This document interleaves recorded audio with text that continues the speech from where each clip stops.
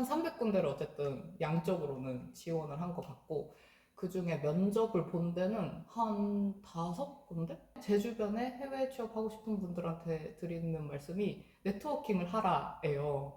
저는 사실 제일 제가 컬처쇼크를 처음에 가서 많이 느꼈던 부분은,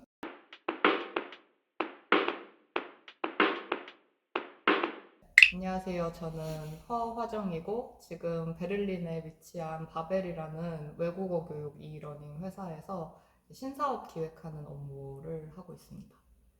베를린 산지는 1년 5개월, 1년 반 정도에 됐고요. 베를린이 본사인 회사고요.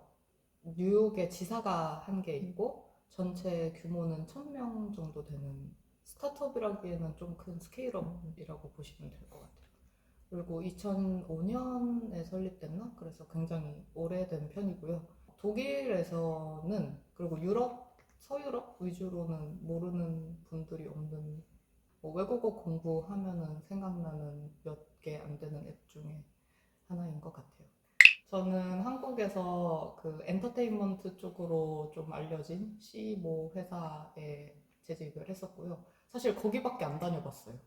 그래서 그 회사에서 6년 8개월 정도 재직을 했었고, 처음에는 방송 마케팅으로 입사를 해서 그 다음에는 판권 세일즈랑 구매를 둘 다 경험을 했고, 그 다음에는 라이선싱 세일즈라고 해서 IP 라이트를 가지고 머천다이즈를 만들 수 있게끔 계약을 하는 단계가 있거든요.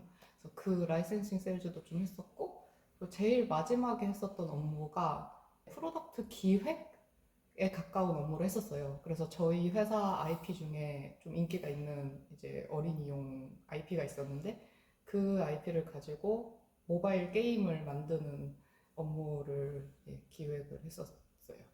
그게 사실 계기가 돼서 IT 쪽으로 굉장히 오고 싶었던 것 같아요. 저는 베를린에 오게 된 계기가 사실 투 스텝이거든요. 첫 번째 스텝으로는 MBA를 하고 싶어서 스페인에 갔었어요. 사실 스페인을 선택하고 MBA를 가게 된 건 아니고, MBA를 알아보다 보니까 스페인에 좋은 학교가 있어서 바르셀로나에 있는 ES라는 학교에서 이제 공부를 마치고, 그 다음에 이제 어떻게 할까? 유럽에 계속 남아 있을까? 아니면 한국에 바로 갈까? 고민을 하다가 어차피 여기까지 왔는데 지금 유럽에서 취업을 안 해보면 뭐 평생 못하지 않을까? 이런 생각이 들어가지고 두 번째 스텝으로 이제 베를린에 오게 됐습니다. 어려웠던 점은 내적인 어려움이 있고 외부적인 어려움이 있는데, 이제 내부적인 어려움은 이제 이런 전반적인 프로세스에 대해서 좀 잘 모르니까 이제 학교의 도움을 많이 받았던 것 같고, 영어를 자꾸 저는 거 막 이런 것도 이제 뭐 내부적인 이제 이겨내야 되는 그런 챌린지 중 하나였던 것 같고, 이제 외부적인 거는 그때 너무 좀 업황이 안 좋았던 것 같아요.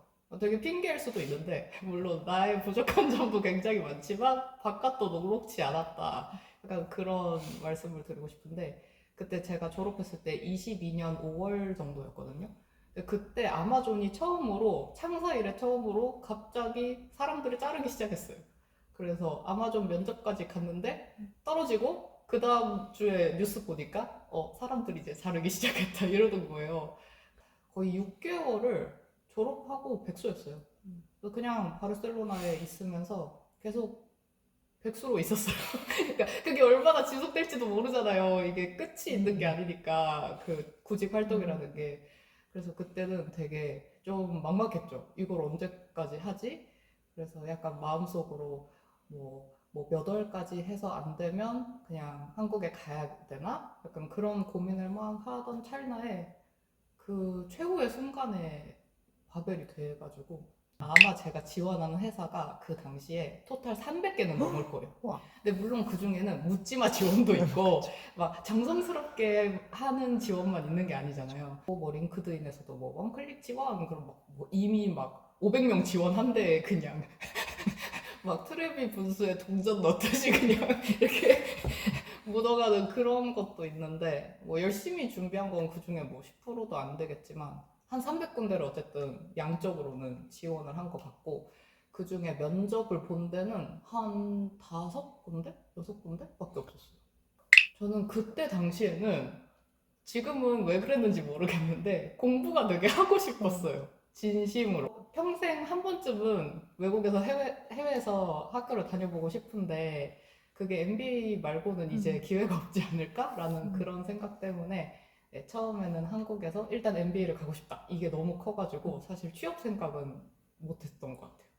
근데 만약에 지금 내가 알고 있는 걸 그때 알았더라면 그랬으면 조금 달라졌을 수도 있을 것 같아요. 그냥 바로 해외 취업을 했을 수도 있을 것 같아요. 지금 돌이켜보면. 아주 무관했던 건 아닌 것 같아요. 근데 그게 막 대단한 디딤판은 아니고, 근데 MBA를 어떤 학교에서 했다 하면은 어쨌든 아 얘가 그래도 유럽 문화에 아예 문외한은 아니겠구나. 우리랑 한국 출신이지만 컬처럴리 우리랑 잘 맞을 수 있는 공산이 있겠다라는 그냥 스탬프 일종의. 근데 그런 수단으로서 MBA 교육을 바라보면 솔직히 항상 ROI가 난다고 보긴 어려운 것 같아요. 제 개인적인 생각에는. 그래서 정말 저처럼 막 그 아이디어가 막 자다가도 번떡 막 나를 일으키게 한다. 난 MBA를 해야 돼. 막 그게 어떤 이유가 됐던지 간에 그런 확고한 어떤 끌림 포인트가 있지 않는 이상 뭐 아 내가 이거를 뭐 마중물로 사용해서 해외 취업하는데 수단으로 쓰고 싶어라는 약간 애매한 그런 스탠스를 갖고 투자를 하기에는 그 시간도 너무 길고 비용도 너무 비싸요. 학비만 막 억 단위가 넘으니까 굳이 생각을 재차해봐라. 왜냐면 그래도 내가 아무리 말려도 할 사람이면 그 사람은 할 사람이니까. 네, 저는 약간 그렇게 생각해요. 네, 인터뷰는 보통 3, 4회 정도로 이루어져 있는 것 같아요. 아주 뭐 특수한 경우가 아니라면. 뭐 컨설팅 회사 이런 경우에는 뭐 5번, 6번 뭐 이상 가는 경우도 있다고 듣기는 했는데 경험 한 번밖에 안 해봐가지고 일반화하기는 어려울 것 같고 보통 첫 번째 인터뷰는 스크리닝이라고 해서 그 회사의 인사팀과 약간 얘가 우리가 찾는 범위 안에 있는 아이인가? 를 이제 밸리데이트를 하는 그런 과정이 처음에 있고요. 그 다음부터가 약간 본격적인 게임이라고 생각하시면 될 것 같은데 보통 두 번째 단계에서 제 생각에는 하이어링 매니저랑 1대1로 소통하는 경우가 제일 많은 것 같아요. 그래서 하이어링 매니저라 함은 이제 저의 직접적인 상사가 될 분, 정말로 이 포지션을 자기 이름을 걸고 오픈하는 사람. 그래서 그 사람하고 처음 이제 대화를 하면서 그리고 저는 이거를 인터뷰라는 게 무슨 시험 문제를 내고 자 이제 답을 해봐 이런 분위기가 전혀 아니라는 거를 먼저 말씀을 드리고 싶어요. 일방통행이 아니고 진짜 투웨이 스트레이트거든요. 그래서 정말 두 사람이 대화를 하면서 우리 이런 일을 할 사람이 지금 필요해서 내가 이 포지션을 이제 공고를 냈는데 너는 그 중에서 뭘 이제 컨트리뷰트 할 수 있고 너에 대해서 알고 싶다. 그러니까 진짜 getting to know예요. 서로 간에. 너무 과도하게 못하는 거를 할 수 있다고 부풀리지 않고 그렇다고 또 너무 자신감 없이 막 뭐 너무 한국식으로 험불하게 할 필요는 없는 것 같고 그때 약간 좀 허심탄회한 대화를 나누는 게 이제 2단계의 요가 될 것 같고요. 그 뒤에 3단계는 좀 다양한 시나리오가 있는 것 같은데 이제 케이스를 하나 주고 한 일주일 정도 시간을 줘요. 약 숙제같이. 그리고 그 기간 동안 제가 프레젠테이션 만들어서 이제 다수의 사람들에게 발표를 하는 거죠. 근데 그게 뭐 한 명이 될 수도 있고 뭐 두 명, 세 명일 수도 있고 그거는 뭐 그 회사 상황 따라 다르고 이제 그 프로젝트에 따라서도 다를 거고 이제 그런 식이 3번인 경우가 많은 것 같아요. 근데 뭐 예를 들어 아마존 같은 회사는 이제 굉장히 특수한 자기네들의 그 스트럭처드 된 방식이 있어서 그 회사의 필로소피에 맞춰서 뭐그 팀에 있는 5명의 사람들과 거의 마라톤 회의처럼 한 1대1을 5번을 연속으로 하는 방식 뭐 이런 것도 있었고요. 그래서 뭐 정형화된 방식은 없는데 전체적으로 봤을 때는 이런 골자인 것 같아요. 저는 사실 제일 제가 컬처 쇼크를 처음에 가서 많이 느꼈던 부분은 아, 이 사람들한테 내가 말을 걸어도 되는구나 였어요. 저는 14년부터 이제 회사 생활을 시작했거든요. 근데 사실 공채밖에 제가 한국에서 경험해 본 적이 없어서 우리는 약간 마치 그 회사가 점지해준 날에 내가 무조건 가야 되고 나는 그냥 그 회사가 이제 짜놓은 큰 마스터 플랜의 한 이제 부속으로 들어가서 이제 참여하고 약간 되게 수동적인 역할을 하게 되잖아요. 어쩔 수 없이. 뭐 너무 사람이 많이 지원을 하고 그러다 보니까. 뭐 인적성 같은 시험 보고 선발이 되면 면대면 면접을 보고. 근데 해외에서의 구직 활동은 되게 달랐던 것 같은 게 이게 정말 그 대화라서 그 모니터 뒤에 사람이 있고 나도 그 사람들과 대등하게 대화를 할 수 있다는 게 저는 좀 신기했던 것 같아요. 그래서 만약에 그 회사에서 우리 너 인터뷰 하고 싶은데 뭐 다음 주 화요일에 시간 돼? 근데 공교롭게도 내가 그날 뭐가 있어 안 돼. 그러면은 안 되고 나 그날 안 되는데 다른 날 몇 개 슬롯 알려줘 이런 식으로 대화를 하고 조율을 할 수 있다는 게 저는 되게 좀 신기했어요. 되게 사소하지만 그게 좀 되게 재미있는 포인트였고 저는 항상 제 주변에 해외 취업하고 싶은 분들한테 드리는 말씀이 네트워킹을 하라예요. 그래서 이제 링크드인에 프로필 만들고 거기서 좀 활동도 하고 예를 들어 뭐 우리가 그런 구직 사이트에서 보는 채용 공고는 사실 전체 실제 이 세상에 존재하는 모든 구직 정보의 뭐 5%도 안 된대요. 뭐 학교에서 그랬는데 지금도 유효한 말인지 모르겠지만 그래서 사실은 히든 정보가 엄청 많은 거죠. 다들 각자 다니는 회사에서도 그런 정보들이 있잖아요. 뭐, 저기 조금 있으면 공석 되는데, 사람 뽑아야 되는데, 뭐, 언제 뽑지? 막 이런 정보를 그 회사에 다니는 현직자가 아니면 알 수가 없잖아요. 뭐, 공고가 딱 버젓이 있는 것도 아니니까. 근데 그거를 이제 서구권 사회에서는 그 네트워킹이랑 이제 커피챗을 통해서 이제 서로 간에 다 대화를 하는 것 같아요. 그러니까 이게 꼭 무슨 나랑 같은 학교를 나온 사람, 뭐 같이 똑같은 한국 사람 이런 사람들한테만 어프로치를 하는 게 아니라 그냥 조금이라도 나랑 접점이 있을 것 같거나 뭐 같은 동양인이야. 뭐 인도 사람이어도 괜찮고 뭐 꼭 국적이 아닐 수도 있고 예를 들어 나랑 걸어온 발자취가 되게 비슷한 사람. 뭐, 나도 비즈니스 디벨롭먼트 하다가 뭐 파이낸스로 갔어.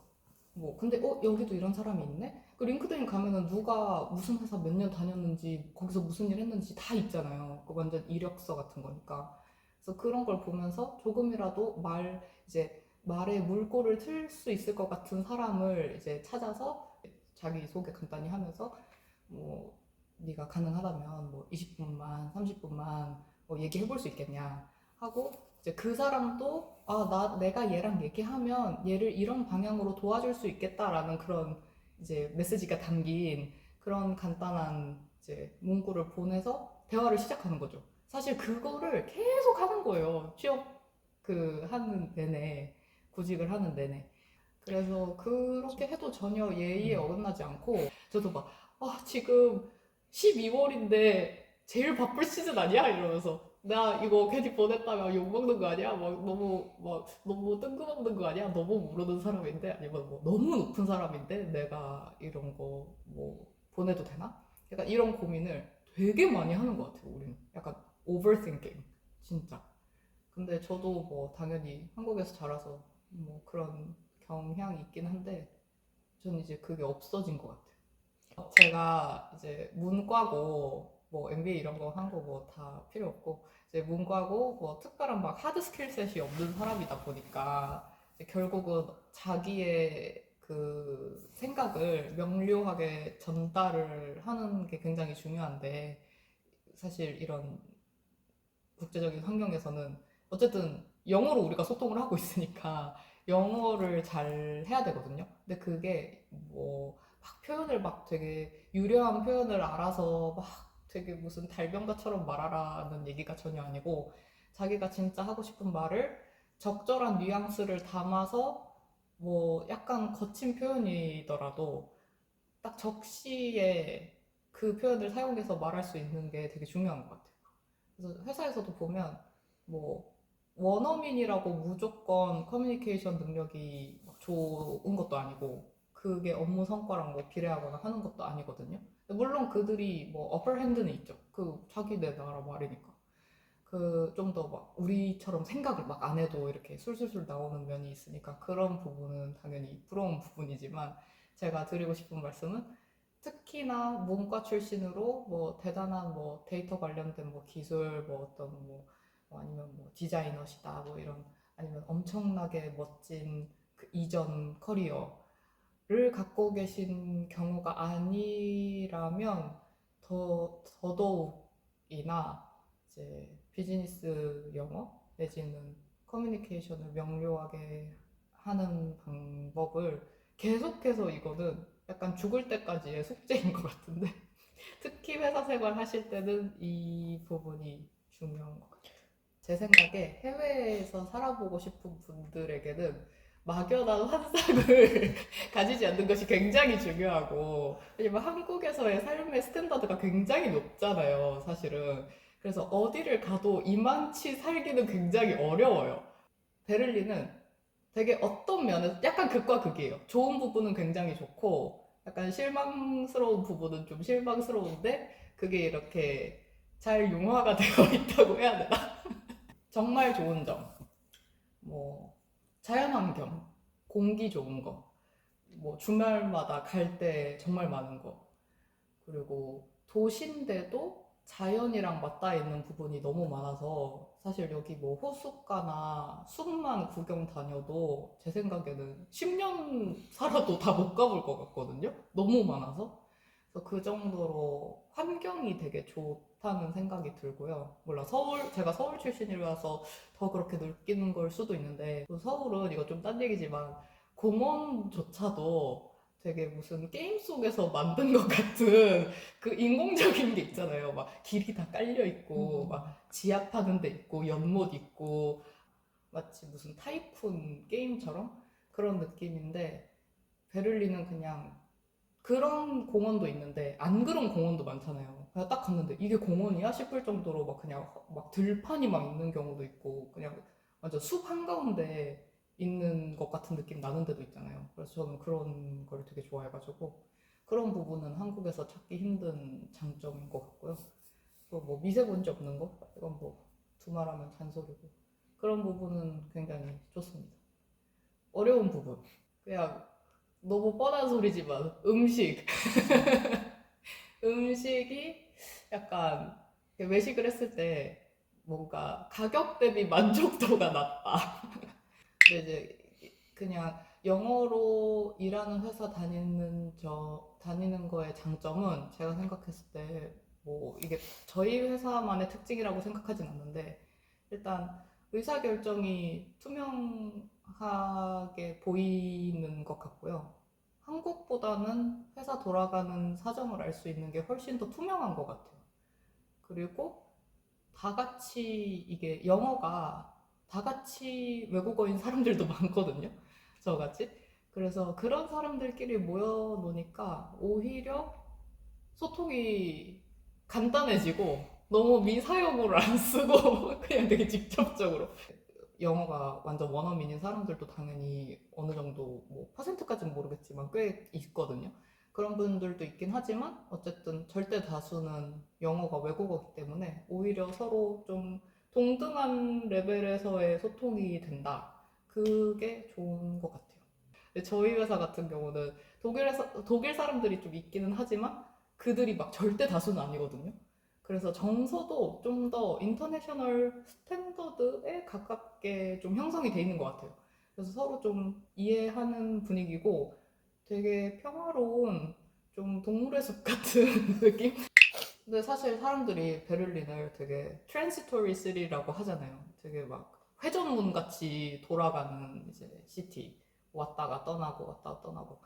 근데 저는 한 5년 이상은 여기에 있을 것 같고요. 10년까지는 솔직히 모르겠는데 10년은 또 생각보다 긴 시간이기 때문에 회사를 다닐 수 있는 나이대에는 회사를 다니는 게 그렇게 나쁜 것 같지 않아요. 지금 제가 하는 게 프로덕트 매니지먼트는 아닌데 좀 프로덕트 스트래티지에 가깝거든요. 그 일이 계속 뭐 토픽이 바뀌니까 제가 지금 뭐 나는 이런 일을 하고 있어 라고 디파인을 해놔도 거기에 절대 얽매여 있지 않거든요. 이 뭐라 그러지? 외연이 계속 넓어지는 일이다 보니까, 그리고 요새 뭐 모든 기업이 테크화 되고 있고, 그래서 약간 뭐 내가 가만히 있다고 진짜 가만히 있는 게 아니라 그냥 내가 있는 풀 자체가 계속 뭔가 커지니까 그냥 나도 거기에 맞춰가지고 좀 팽창할 수밖에 없는 그런 상황이라서 좀 성장할 수 있는 기회도 많은 것 같고, 뭐 내가 도태되고 싶지 않으면 성장을 어쩔 수 없이 좀 할 수밖에 없는 측면도 있어서 저는 이런 환경에 있는 게 좋은 것 같아요.